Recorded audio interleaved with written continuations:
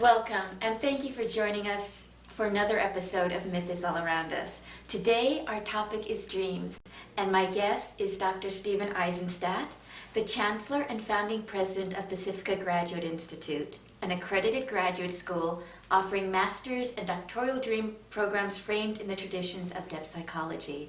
He is a professor of depth psychology with a PhD in clinical psychology and has explored the power of dreams through depth psychology and his own research for more than 35 years, which has included conducting hundreds of DreamWork seminars in the US, Asia, and Europe, as well as collaborations with the likes of Joseph Campbell, James Hillman, Marion Woodman, Robert Johnson, and native elders from around the world. Dr. Eisenstat's book, Dream Tending, describes new applications of dream work in relation to health and healing, nightmares, the world's dream, relationships, and the creative process. And he will also be one of the keynote speakers at the upcoming 2014 Annual Dream Conference, June 4 through 8 in Berkeley, California. Welcome, and thank you so much for making time for us today. Oh, you're very welcome. It's good to be here. Thank you.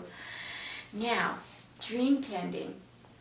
The basic premise that I know one of the basic premises is the difference between association, amplification, and animation, which is dream tending. If you could explain that to our audience. Okay. I think what sets dream tending apart from other more traditional systems of understanding dreams is this whole idea of tending. Mm-hmm. Tending, different than interpreting or analyzing. To tend a dream is to listen to the dream and allow the dream itself to come forward. It's as if we befriend the dream or host the images or the figures or the landscapes that are in the dream. So to dream tend is to listen carefully and to reflect what you were sharing, to allow the image to come to life, to vivify, to animate, to open themselves. Because in a way, when we think about a dream, and we remember them in the morning, we appreciate most of the time we see ourselves inside the dream. Mm-hmm. So from that point of view, if we see ourselves inside the dream, the obvious question is, who's dreaming the dream? And that's one of the primary ideas in dream tending. It's the who that's dreaming the dream, and more often than not, it can be imagined that it's the figures themselves in the dream that have so much to say, and they are dreaming the dream, of course, implicating us at every turn. Yeah. And also the different questions that you're asking about the dream. We ask two questions that probably differentiate dream tending from other systems. The questions that we're trained into are, and understandably so, what does this dream mean? Mm-hmm. Right? And of course we get curious about that, and there's relevance. You know, everybody, or most people, almost everybody, that shares a dream with me, the first thing that we want to know is, what does this dream mean? It's human nature. It's human nature. Yeah. What does this dream mean? And the second question is, why is it happening to me, right? Mm-hmm. But appreciate that from the beginning, when we start with those questions, we're already thinking through a way of connecting this dream to an already established system of ideas or metaphors or images, right? And in dream tending, we change the question slightly, or actually profoundly. Yeah, really. Now, what does it mean and why is it happening? We go to, who's visiting now? Which images? Who are you? Who's visiting in the dream? Which figures are present in this particular dream? And then what's happening here? What's going on? What's the activity in the dream itself? And by situating ourselves in that position in relation to the dream, all of a sudden we can experience the living actuality of the dream. And that's the key part, the living actuality. It's as if the dream is happening anyway at night, and it comes to life. And as it comes to life, so do we. So the idea of dream tending is not to dissect it or to interpret it or to analyze it away, but in fact to invite it into our lived experience and relationship. Who is visiting us here? I love that. Yeah. Well, nightmares of course, a common theme in dream, and most people it gets people's attention. Mm-hmm. If there's something that happens in a dream that's horrific or intolerable or difficult or scary, those are the dreams we often remember. Yeah. And those are the dreams that parents in particular have a hard time with when they're kids. wake up either disturbed, agitated, sometimes even screaming. And in fact, with children, we have to differentiate between nightmares and night terrors. And night terrors are those dreams that come, they scare us so vividly and violently sometimes, and yet we wake up and have zero recall. And parents forever will ask me, oh my goodness, is something wrong with my child? Is, what's happening here? And I say to them, it's actually part of growing up. We first have to survey the landscape to make sure there's nothing going on in the home that's problematic or difficult or intrusive. But that not being the case, it's a natural part of children, and there's no correlation whatsoever between night terrors and psychopathology or something, going askew with kids later on in life, and parents always want to know that. Now, nightmares are a different story. Yeah. Nightmares, we do wake up in the morning and we have some recollection more often than not. And the way I think about it is that with a nightmare, the dreaming psyche, that which sends the dreams, somehow wants to get our attention. So it's like pulling on our shirt sleeve. Hello, Steve, listening now? And it gets our attention, right? A dream comes and a big flood begins to happen. Or I'm in an airplane and the airplane starts to crash, right? Or I'm being chased by a huge animal through a forest, right? And I get anxious, nervous, and those are the dreams that I tend to remember. So I really like to work with people and nightmares. In fact, when a nightmare comes, I often ask for that for a variety of reasons. One, because it's so vivid and so visceral. We have a real strong reaction to it. And secondly, it kind of breaks away from the normality of life. It really kind of opens a portal, and we can kind of have a glimpse into what's really going on more deeply for us. And sometimes nightmares will recur. People will have the same kind of nightmare again and again, sometimes in this number of weeks or months or even through the years, right? And those images, because they recur, because they're disturbing, forever will have some relevance, have some sense of importance in our lives. They'll either offer us insight into something, they'll warn us away from something, they'll suggest something that still needs more attention, and so on and so forth. I think what you got curious about, what dream tending adds to that idea, is the fact that when a nightmare comes, one of the ideas is to really, in a curious way, befriend the image. And I know that that's, troubling, because most of the time the first thing we want to do is to separate. Of course we do. We want to separate from that image that's so threatening or dangerous, right? However, I think it's real helpful to get to know who is chasing. I mean, what are we going to do? This big animal's in our dream, right? It's kind of coming after us, right? And we can kind of explain it away, even medicate it away. And still, that animal is in the psyche somewhere, and it's going to come back in some form or fashion. So the approach to dream tending is to take very mindful, very conscious, very careful, very supportive frame and allow a person to develop some kind of curiosity and relationship with that image. Now we do that again protectively, so we look for other images that are supportive, or the person that's working with the person that has the dream is very supportive with that. And then we just simply get into a situation where we say to the image, stop, look, you know that I know that you know that I know that you know that I know that I know that you're chasing me.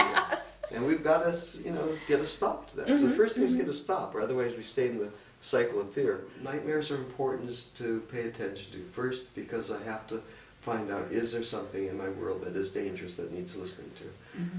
After I make that scan, then I find a certain amount of permission, and really I encourage the capacity to get to know who is that figure. Who are you that's showing up in this dream again and again and again? Actually, just an example, just about 3 hours ago I was working with somebody, and they had a tiger that was visiting. Right? Tiger came in the dream, and it just scared this person. I mean, woke up every night for about a week. And the tiger would come and every night get more and more fierce and show teeth and, ooh. And so, of course, the first thing we want to do is get rid of the tiger. Of course, yes. You got to get rid of that tiger. Human nature, Human nature, get rid of the tiger. Second thing is I looked at a bunch of dream dictionaries to find out what tiger meant and came up with a whole number of explanations, and they're helpful. They're supportive, they're insightful, they're revealing, and yet the tiger didn't go away, because the tiger in the dream is still present, still snarling, still showing teeth, right? Yeah. So I suggested, just a little bit back today, I suggested, another possibility is to really get to know this one. I mean, it so has gotten your attention now. And just to introduce a couple questions, what about this one are you curious about? And in fact, if you were to sketch it out, or just imagine it as in your fantasy, and if you were to follow it about, to notice where it was going, where it might live, what it might be doing, if you could just notice, like a naturalist might, just get a little bit of distance, but also bring in the observational eye to it, and notice what tiger's up to. And if you do that, you begin to see what gets revealed. What is tiger here for? What is tiger wanting from you now? And just to give the punchline in this instance, it was always one of those amazing moments, right, when a person bumps into the actuality of what tiger is. When the animal comes into a dream, like tiger, one of the more famous dream persons, Maria Louise von Franz, once said, whenever a tiger comes in, whenever an animal comes into a dream, follow the animal. Because the animal forever will take us to something that we're not aware of and open up a piece of information or knowledge. I mean, that's why E.T. works. You follow the animal. Lassie. Follow Lassie. Oh. Yeah. Or follow the white rabbit. Shoo. Follow the animal. Right? Never thought of that. Yeah. Or Alice too, you follow the animal, and something will open that otherwise would not. So they're very curious figures, these animals. And back to the nightmare, the idea is whoever it is, or whatever it is that's nightmarish, better to get to know that one. It's better to have that presence as a person that we're not in opposition to, but in relationship with. Much more helpful. And this also, because I'm thinking it's the nightmares that more cause people to seek wanting to know about their dreams, and that kind of goes well with the idea about using dreams to heal as well, because isn't quite often the nightmare, it's what gets people's attention, that something's up. It's true. Nightmares will get our attention, and they often will suggest something's up. And you mentioned healing, both emotional and physiological. Yes. So something's going on in our body that is off, right? It seems almost magical, but it's actually very causal. It's probably the most practical of all connections in working with dream. When there's something that's out of balance in our body, there's a disease syndrome that's about to present, or there's arthritis that's beginning to move through, whenever there's something that's a little off, of course the body will present that. We may not get it literally, but subliminally, in the dream time, it'll pick it up and represent it as an image. So when we hear the image and we think about the image from a somatic or a body perspective or a physical health point of view, more often than not these images will come and they'll present not only, that's a curious thing, they not only present the illness, right, or the impending illness, they also present something of value in terms of what's helpful adjunctively to our healing or curative process. Because I believe you even tell us that quite often the dream or the unconscious knows something's wrong before it even manifests. Yes, there's a great story. I was lecturing at an adult education class, and this fellow, and I was on this very topic, dreams and how they are related to health and healing, right? And I looked at the back, the place was just filled with people. It's a topic that everybody's very interested in.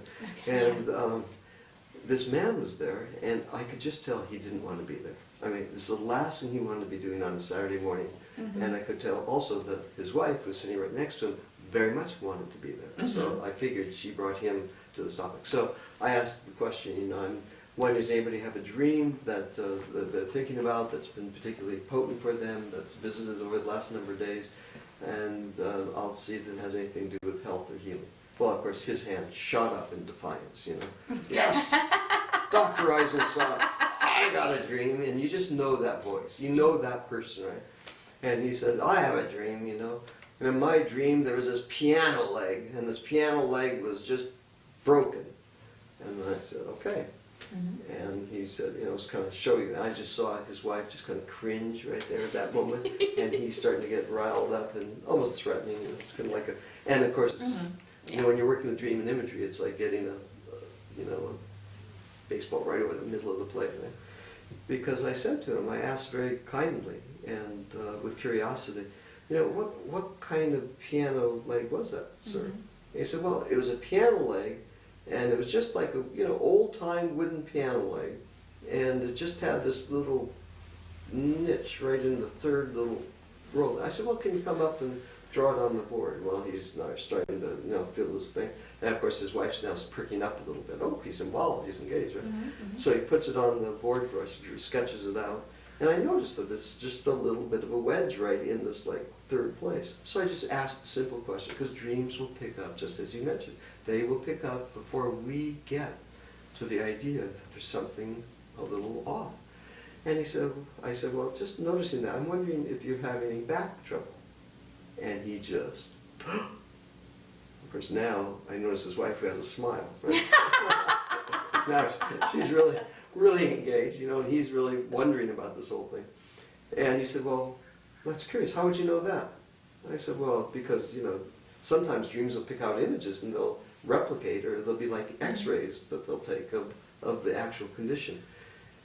And I said, well, you know, I'm wondering, because that's third, you know, and then I know something about how the spine is shaped, and I know something about certain systems that imagine the spine as a metaphor for a certain chart, like a kundalini and certain imaginal systems. So I asked him, I said, you know, I'm curious, just, you know, given that your back is hurting, I wonder when the last time is that you spent any playtime. Well, he was silent, and I could see that he started turning ashen. He said, play? I have no time for play. I'm working 5-6 days a week. Of course, no time for play, because the very place of the rupture was the place that had to do with being a bit overbearing, you know, if you read it as a map, right? And I said, you know, and I'm not a physician, so I can't be outside of the scope of my practice, but I said, you know, one possibility is to really go have something like this, you know, x-rayed and have a consultation. Okay, well, I get a call 4 days later, right? And I call, and this voice comes on, not even a name, a voice. Doc, is this you? And of course I immediately know who's calling. Yeah, this is me. Howdy. Well, I was in your workshop last Saturday. I said, yeah. He said, well, I got to tell you something. I thought you were full of, well, you know what, but actually I went to see my doctor, and indeed I have a ruptured disc, and he said if I would have kept doing what I'm doing, I would have injured myself permanently. So I got to thank you. So thank you. I said, you're welcome, and he hung up. But dreams will do that. They'll, from an example like that, it's somewhat literal, right? It's just taking a picture. To any kind of symptom that comes forward, you know, that they will present an image, or they'll present the disturbance in a way that gets our attention. So when nightmares come, or a scary image happens, I'll take the time to inquire, you know, is there something that's going on physiologically? At least I'll reflect on it. Particularly if the image is occurring again and again and again, if the image has some kind of organic quality to it, I'm curious. If the image takes place in a person's home, because home is an image of our body more often than not. When those kinds of images, for example, if I'm in a home and there's a broken pipe, you know, I get curious about certain things. If there's disturbance in the attic, I would get curious about certain things. Now, I don't jump to a conclusion, because that would be irresponsible. Yes. But I do get curious. Another good point that you make in the book, that when we are getting these clues through us, through our dreams, and that you do say to seek professional help on a medical, something that might be a medical issue. Yeah, I do. And, you know, I think the old idea was that sometimes psychologists and physicians, medical physicians, there's some conflict, particularly if you're working with issues that involve both the psyche and the body. The concern is that, you know, people are doing something that is outside their expertise. A newer idea is that if we work collaboratively, dream work is very, very helpful adjunctively. Yeah. So in addition to working with a physician or a physical therapist for that matter, when you're working with a dream, it's possible to allow the dreams to support the medical procedures that we're involved with. I work with people here in Santa Barbara called the Santa Barbara Healing Sanctuary. Yes. People that have very severe disease syndromes, sometimes at the end of life kinds of syndromes.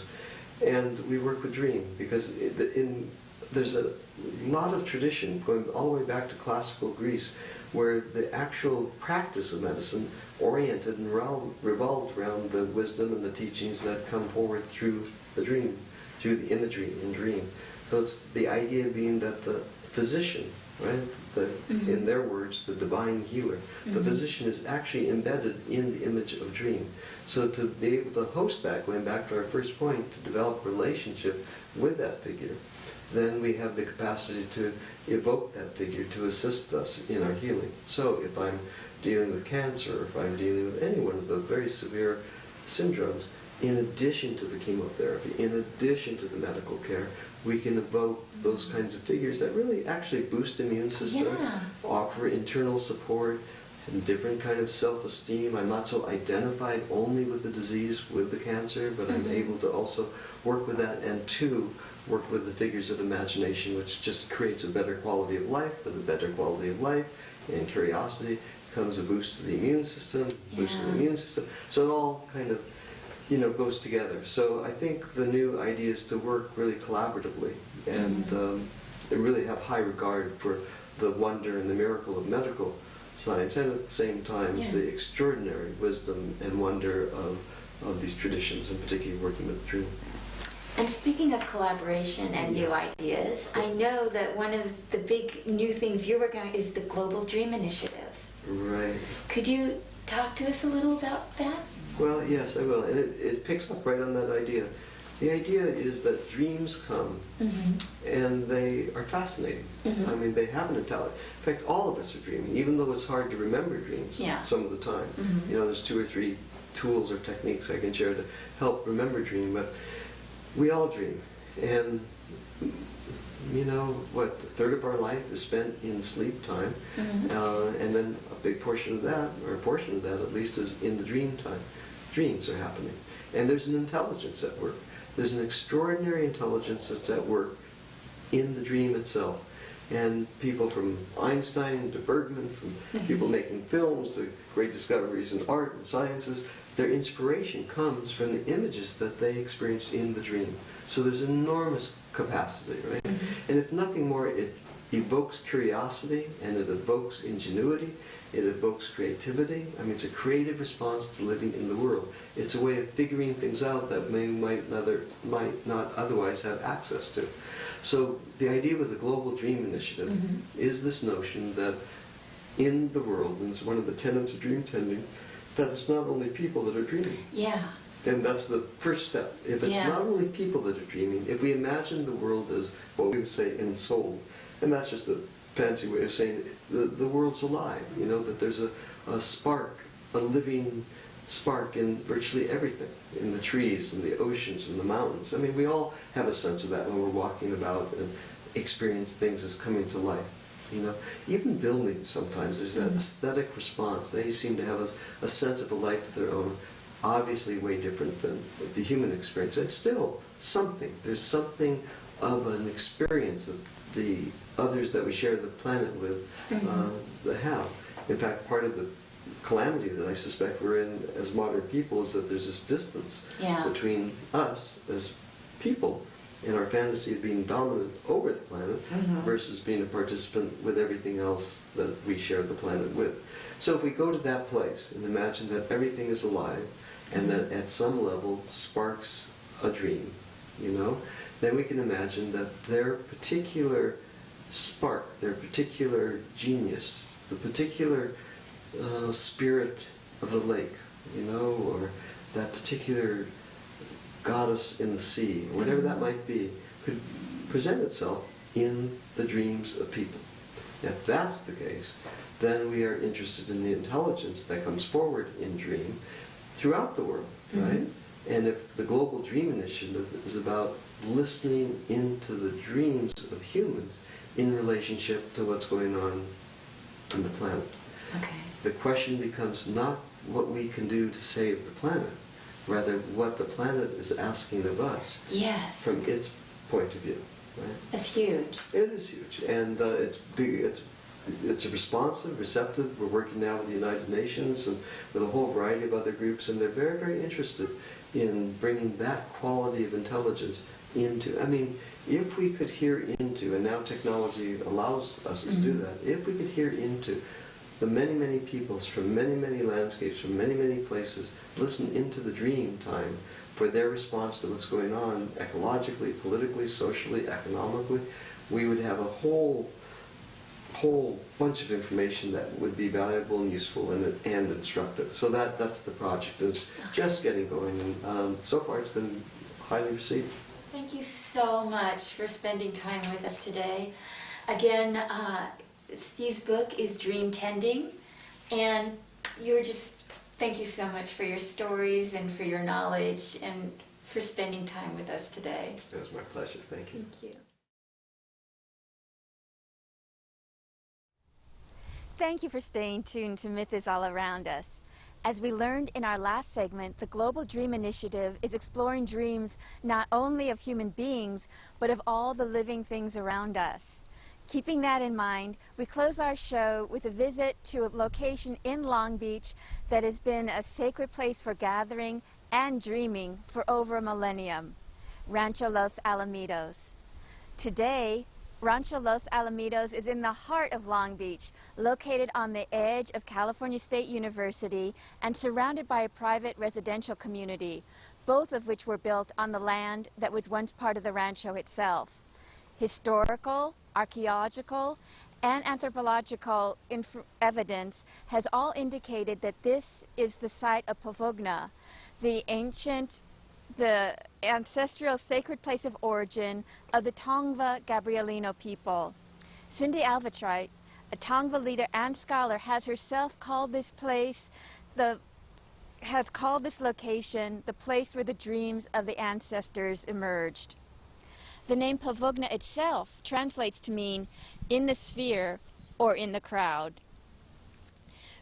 We leave you today with a few shots of the spring splendor of Rancho Los Alamitos, which is open to the public free of charge.